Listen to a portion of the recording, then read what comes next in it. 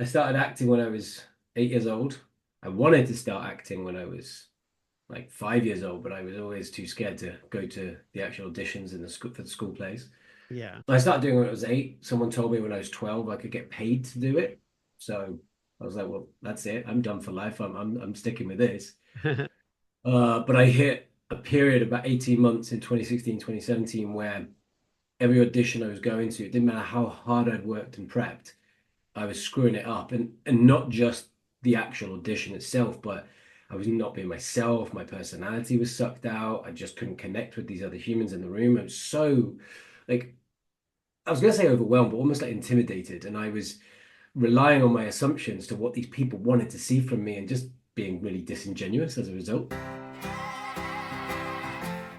Martians landed, Yes. wearing Prada suits, Yes. drinking Henry Seltzer, Yes. chewing juicy fruit. Yes, and? Your branding here, Yes, brand. your message here, Yes, and? a verse about Yes. your product here. Yes. I'm Hirsch Redman. Yes, and? I'm a message therapist. Yes. And I have a podcast. Yes, brand. That's right, that's it. Yes. We'll help you fix the world Yes. or your bottom line. All right. Your bottom line. Get it. I get it. Welcome to the Yes Brand Podcast.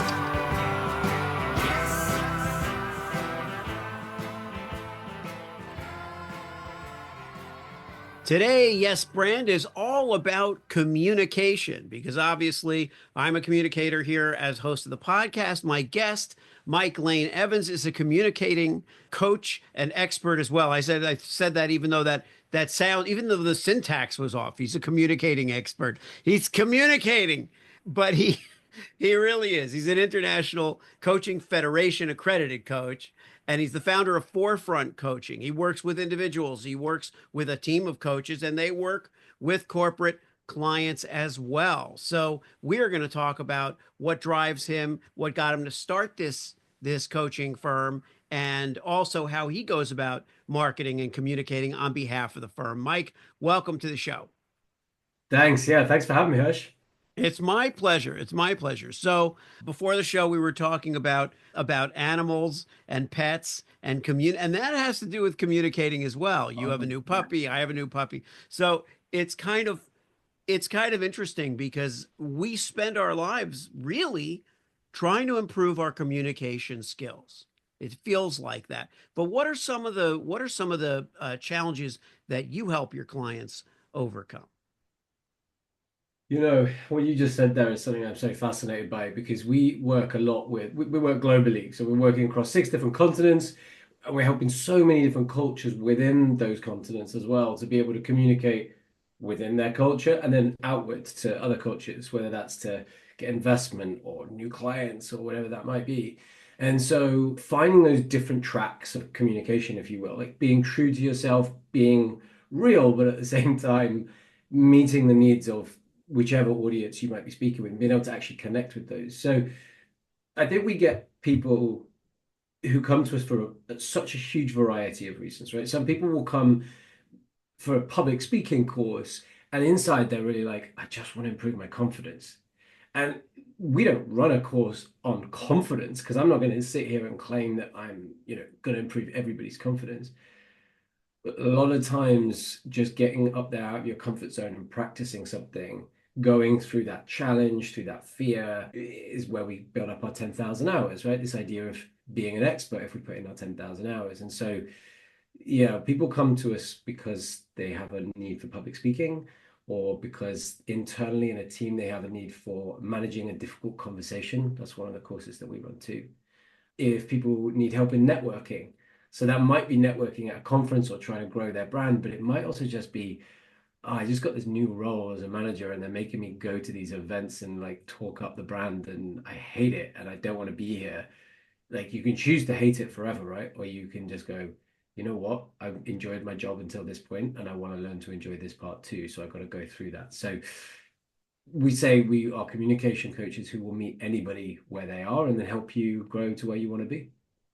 Yeah, I've noticed that way more people, maybe this is what it seems like, and you tell me, way more people are reaching out for help in communicating for the reasons you described, public speaking obviously has always been a thing. People want to be public speakers. They want to, but I'm seeing so many people wanting help with what you described, just those meetings, the difficult conversations, how to be more diplomatic, how to communicate.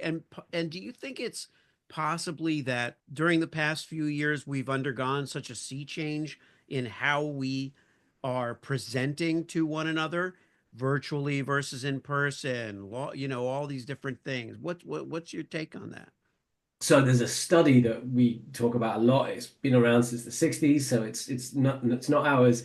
So Dr. Albert Morabian, like he studied one of the first televised presidential election in the US, Yeah. and then he did a study off the back of it, right? So anyway, there's so many communicators or communication experts, and for those listening, I'm doing the air quotes, like that say, okay, all of communication, it's 55% of overall communication comes down to non-verbal communication, and 38% is tone of voice. Only 7% is words, which is BS, right? In the sense that words really, really matter. It just means what he found in the experiment was that beyond the words, once we've crafted those words, once we've used the right words to motivate that individual or that group of people, then there's still a long way to go beyond that. There's still a lot of other factors. And I really wish, and if anyone wants to fund this, I would love to run this experiment, but I think it needs to be done again. And I think it needs to be done through the medium of Zoom, other brands exist, because most of the time we're just head and shoulders. Like a lot of the time, we don't even see the hand gestures that people are using anymore. And so there is so much focus on how to motivate a team, how to inspire somebody to buy our product, to get somebody to care when we're on a podcast. Like what do we do if we've grown up like, Hirsch and I grew up before Zoom, right? I'm assuming Yeah. Hirsch. Yeah. Yeah.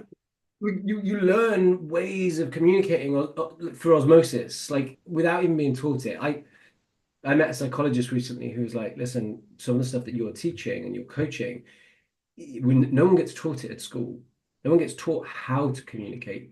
They learn it through their culture, the people, their friends, their family around them. But when we get in this little box, everything's on the microscope. And so I think a lot more people are saying, well, that call bombed, and I lost that entire client. I lost the business $1 million.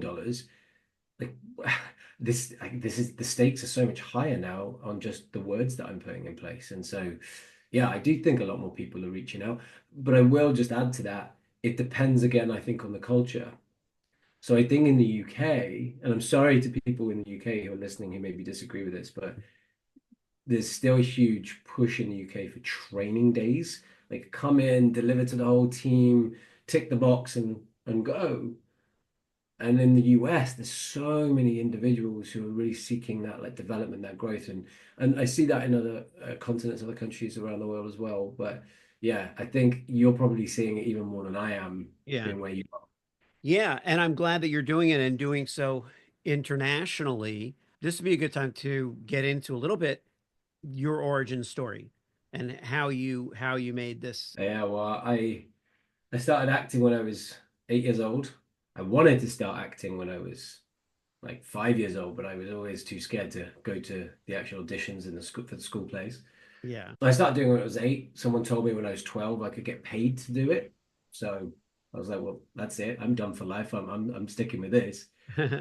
But I hit a period of about 18 months in 2016, 2017, where every audition I was going to, it didn't matter how hard I'd worked and prepped, I was screwing it up. And not just the actual audition itself, but I was not being myself. My personality was sucked out. I just couldn't connect with these other humans in the room. I was so like I was gonna say overwhelmed, but almost like intimidated. And I was relying on my assumptions to what these people wanted to see from me and just being really disingenuous as a result.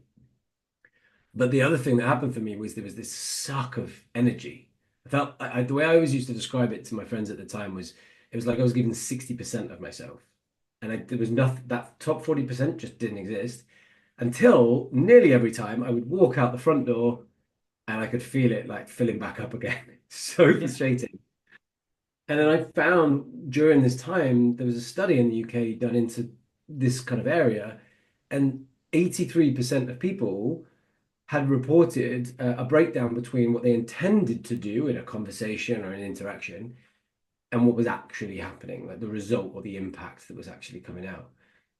And so everything that I found to improve my levels of communication in different walks of life, I started bringing that to my clients. At that point, I started doing public speaking coaching. And I'll be honest, I got for a couple of years, I was doing that and acting, and I just would wake up on acting days and want to go back to sleep and wake up on coaching days and really want to get up and work with people. And so, yeah, I stopped acting late 2020. And as you say, I trained as an ICF coach and International Coaching Federation coach.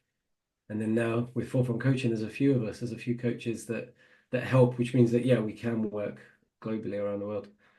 Yeah, it's great, Mike, because I totally relate to that. I relate to this on several levels. One level is the awakening that this thing that we've pursued, this acting thing, or in my case, it was stand-up comedy, but also a little bit of acting, screenwriting, all of that, doing it and not feeling as fulfilled as I thought I would.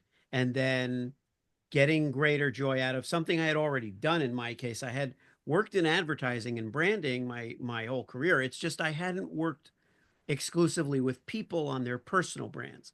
That was the light switch that went off for me around the same time, 2021. And it made doing the other stuff not as interesting to me anymore. In other words, doing stand-up comedy, but without the this element, without the helping people with their brands, wouldn't be that interesting to me anymore. The other thing is, when you were talking about how we communicate in this little box, it reminded me of the difference between stage acting and film Yeah. acting. You Yeah. know, where a stage actor will project to the back of the theater. The TV or film actor will know that it's very, very tiny, that every if it's a close up, every which this is basically a close up, medium close up, it's every twitch, every expression, every sound is going to be, projected, and it is a completely different skill from, let's say, pitching in the room, doing a meeting in the room. And then you have the thing where, if you're speaking to a Zoom audience, you don't even know how they're viewing it. They could be viewing it in group mode, whatever that is. That they could be viewing all the participants at once, and you would be a little kind of tiny square. They could be only viewing the presenter or the speaker, in which case you're the full screen. And so we have no control over that.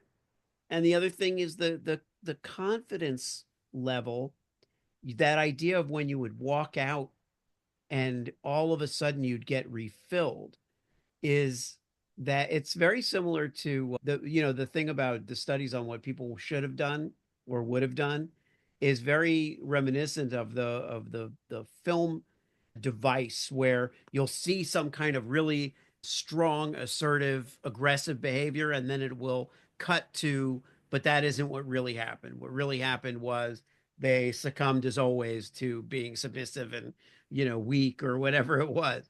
And so this whole mindset thing goes way beyond just skills, and deep into psychology. How deep into that psychology of your client do you get? Not to sidestep the question, but it really does depend on the individual. So with, when you look at coaching from the ICF, one of the three pillars that they say that we're here for are to guide you, we're here to challenge you, and to celebrate, to cheerlead. That's basically. But the key thing is we're guiding, we're not leading. So we're not kind of just telling you, well, really, you should be doing this thing. We're here to kind of help you kind of get there on your own path, because maybe the thing I'm thinking you should do, it just isn't the right thing for you. I've only known you for an hour, or maybe I've known you for three times 1 hour, 3 sessions, and I'm only seeing what you want me to see in those sessions in this box. And so we will kind of we're there to, as I say, meet people where they are. So some people are going to come in and they're just like, right, listen, I've got this presentation coming up and I need to get X and Y and Z done before that point, and I need your support here and here and here. How do you want to run these sessions? And that's totally fine. And we can be very practical, and I can guide you through all the things that you want to do. And then there's loads of tools and tips and tricks that I can bring into the fold. Some people are going to show up, and because I'm a qualified life coach, career coach, business coach, and so lots of my clients will employ me for those parts, but lots of them who cover the communication will kind of take that life coaching and communication coaching in one. And so then in those circumstances, yeah, we go psychological. And so we're not therapists at all. We would never claim, like, we're not there to kind of psychoanalyze, I guess, and to kind of tell Right. them, to give them some ideas of what they are and where they're at, but more to kind of help them on the journey from where they are to where they want to be, and to kind of help them facilitate that. Yeah. And speak of where you want to be, let's shift a little bit now to the practice, the company. You know, where are you at now as far as where you wanted to be by this point? What do you see on the horizon, and how are you getting there as a brand from the point of view of the perception and the marketplace? It's such a good question, and it's a really great question for me, particularly because I just had two different conversations with people about this today, not podcasts, people internally about exactly that. So I started this brand, Forefront Coaching, in January 23. And prior to that point, as I say, I was an actor, but then I was working as a coach for another business. And that business I ended up bringing a lot of clients into that business. And it was a good friend who ran the business. And she said to me, look, I think you should go off and do your own thing. And I think you should take all these clients with you. I mean, it's unheard of, right? That kind of kindness. But that's what happened, and that's what I did. And when I started that, to your point, to the brand, that's all I wanted to do. I wanted to coach. I wanted to be by myself. I wanted to just like have a full diary or calendar. I wanted to be, working with people like 4 or 5 days a week, and just helping individuals, because I get so much purpose, fulfillment, like life from it. Well, about 4 months into running the business, I was having to start turning stuff down because I had too much work coming my way. And so I say about 4 months because it sort of happened end of April, beginning of May. And so what I decided to do was I took May 23 to decide for myself, do I want to just keep saying no, or do I want to grow the business so that I can other people can kind of still get access to what we were coaching, like what we were able to give to people. And so that's what I decided to do. And I was very fortunate to have three different individuals in my life at the time, people that were friends and colleagues who I saw they were either already doing something like this and they needed some training in the forefront way, or I just saw something in them that would be really good. And so, yeah, we've had a period of training those people to join. And because we really believe in what we're doing, it's changed the brand. It's completely changed because it's not just me anymore. It's these four different faces that need to still be coming from the same theology, the same philosophy around coaching. And so then going into 2025, there's a lot more scales. What you said about your experience, we've got a new coach joining beginning of next year who has been in advertising and marketing and has just dipped his toe in coaching people in that way, and has gone, why haven't I been doing this for longer? It's found this life, and I think that's amazing. And I think that's another thing that we support people to do so much is career change, because my God, since 2020, we're seeing people want career change, more than ever. These shifts and the fear that comes with that, and the imposter syndrome that comes with that for a lot of people. And so, yeah, we're scaling pretty. I kind of hate saying scaling aggressively. It feels like a very tech phrase, but we're scaling as much as we can in order to keep supporting all of these different people that come to us. And like we support so many startups that we were running out of space and time to support all the corporate clients that we had. And so we're kind of separating out those arms, which to our brand is sort of creating two brands, if you will, under the Mhm. same umbrella, because it allows us to kind of target the marketing and target the levels of support and the ways that we work with different sizes of businesses because they have different needs.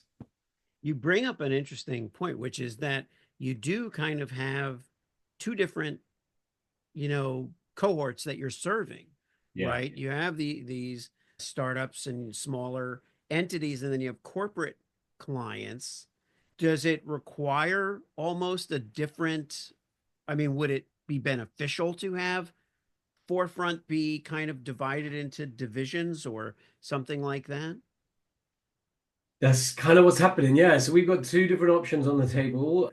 I won't sort of talk them through because basically we're going one way or the other, and it's just more about the lawyer's support and the financial kind of side of things. Really, it Mhm. doesn't really matter which way we go from our perspective. But what is really interesting, like when you're introducing me at the beginning, and when I'm introducing myself, I'm talking about what we do. We're saying we help individuals and startups and corporates, and they're like, but what, I just met you, and what does that mean? What are you doing? And each one of those have different communication needs. Right.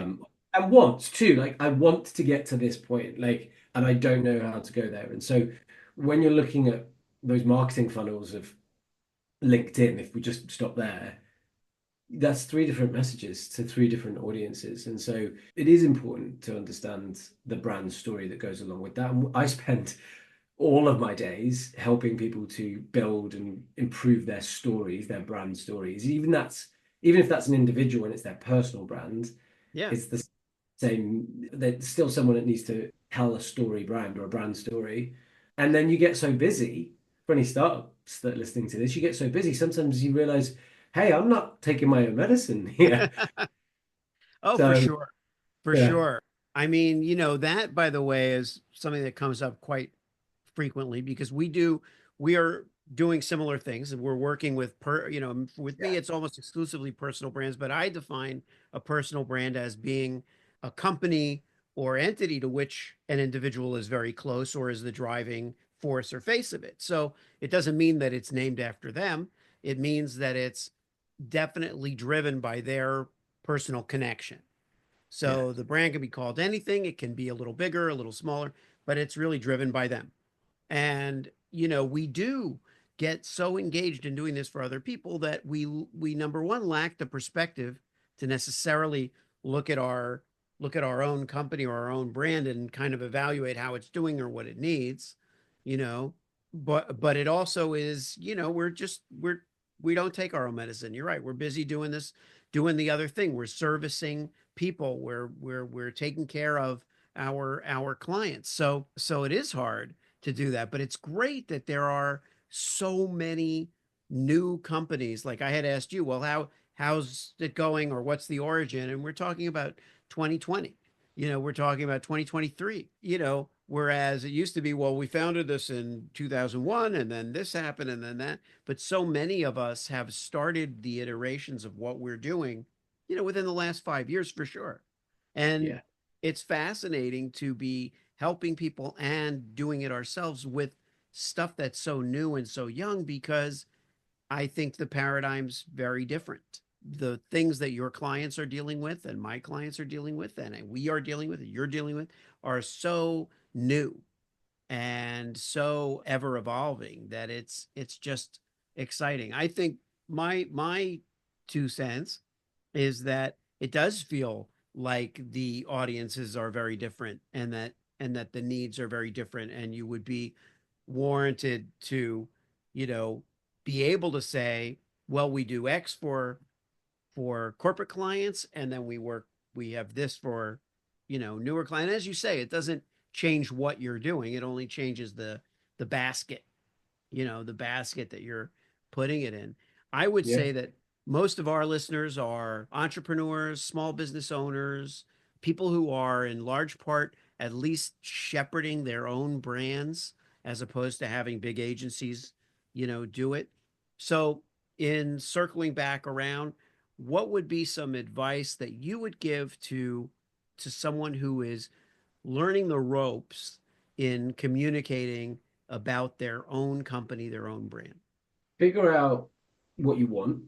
So this comes up in personal branding all the time, but your values, your principles. It sounds like an easy thing. You can just like go for a walk with the dog and be like, yeah, yeah, I've got it down, but not really. It needs to be explored and written down and kind of created with your team if it's there. And the reason for me that that is so important is for a little while, you're going to be pushed and pulled. As with any small business growing, we say, right, I'm only going to exclusively work with these types of clients. And then some really big contract is offered to you, and there's space in the calendar, and you're like, well, I'm just growing the business. So yeah, I'm gonna take that.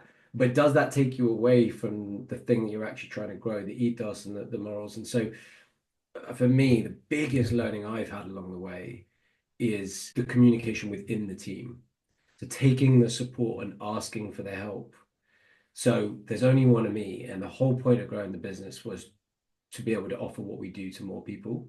And so along the way, it's not just about delegating. Delegating, yes, good skill to hone, but to be able to communicate my failings, my lackings, my reasons for taking something on, so it doesn't look like I'm just trying to be the control freak, actually highlighting my strengths within that as well, so that everybody's taking things that fit to their strengths. Like for me, admin, CRM, like anything on the back end, not my skills, just not my skills. Right. And many good people that can really do in our team that can do all of that. And so not just leaning and dumping, but actually just keeping that level of kind of continual communication. So one of the models that we do with our team is we figure out we've got a communication model, and we do it on day one of any new employee, and we find out how you like to be communicated with. And it's very, very simple. It's very basic. It's primary colors. But it allows us to kind of say, okay, cool, because I like to be communicated in this way. So when you are dropping me 2-word texts and I don't know contextually what you're talking about, because I just came out the back of 8 coaching calls back to back and I'm not in your head, it may be the last thing that we talked about, but that's just left me confused. That kind of conversation isn't aiding me. At the same time, I know I love a voice note. I love sending voice notes. It allows me to kind of get across the emotion, the feeling as well. But if I'm sending 5 and 6 minutes to somebody who's really busy, they haven't got time for that. And so, or they feel that they haven't got time for that. That's kind of Yeah. really the thing about it. So it's respecting and understanding the way that other people like to be communicated with. So it means in forefront coaching, we're communicating with all 4 different ways, depending on who we're talking to, because it's about respect. And that level of respect that you give out, I think, it becomes the sort of part of that team ethos, and it's really one of our values and standards, if you will. Well, the other thing that you're doing is you're minimizing anxiety. The anxiety that can be created, just like you say, they may think they don't have time. I've received long, voice notes from people, and I have to listen to it 4 or 5 times to get through it, not by any fault of theirs, but just my own attention span. I'm just not the idea that I'm going to sit there and quietly listen to during the workday, let's say, that I'm going to not be distracted by anything visual and I'm going to just listen to a voice note for 5 minutes is challenging, you know? And therefore, it may generate some anxiety in me because I want to listen. Now I'm worried about. So we're just trying to eliminate worry. My kids, the way you're talking about respecting clients' modes of communication, and people's modes of communication is what I go through with my kids. Some want to be on WhatsApp, some want to be on Messenger, some want to text, and some want to, it's like they have their different modes of communication. Yeah. So Mike Lane Evans, thank you so much. Tell us where we can find you and Forefront Coaching.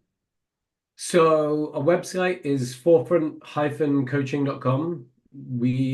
That's going to be changing and evolving, but if you come to us in a few months' time, the landing page will still take you there. So I'm on LinkedIn, and when I got married last year, and I became a Lane Evans.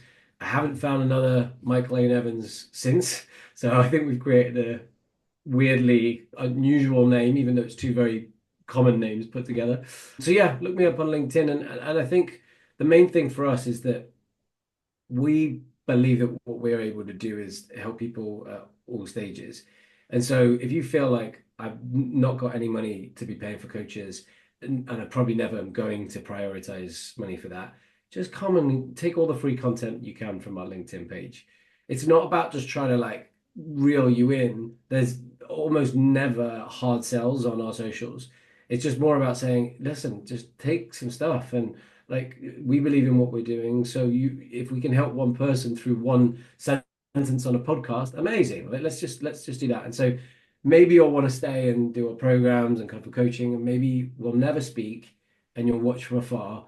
And I put this content, the podcasts and the free content out for that exact reason, for those exact people. So I hope you enjoy it. I hope you get something useful from it as well. All right. If you liked the show, Yes, and it worked for you, yes, then subscribe and leave a yes, friend. 5-star review. Yes, friend. Tell all your friends. Yes, friend. Get your branding here. Yes, friend. Get your branding here. Yes, friend. Did I make it clear? Yes, friend. Get your branding on Yes. before they're gone.